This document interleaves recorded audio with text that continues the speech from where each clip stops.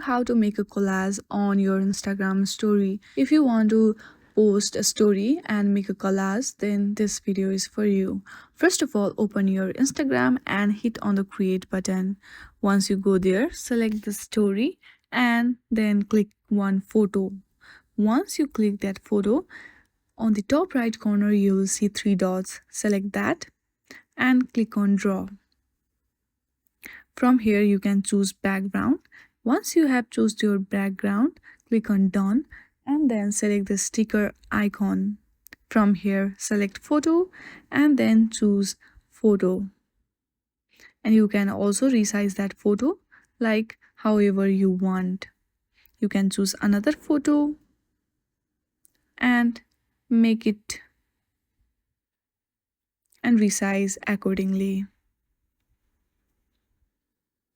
So if you click on the arrow button, it will be shared on your stories. So in this way, you can make a collage on your Instagram stories. I hope you like this video. If you like this video, then please do not forget to like and subscribe to our channel. Thank you for watching.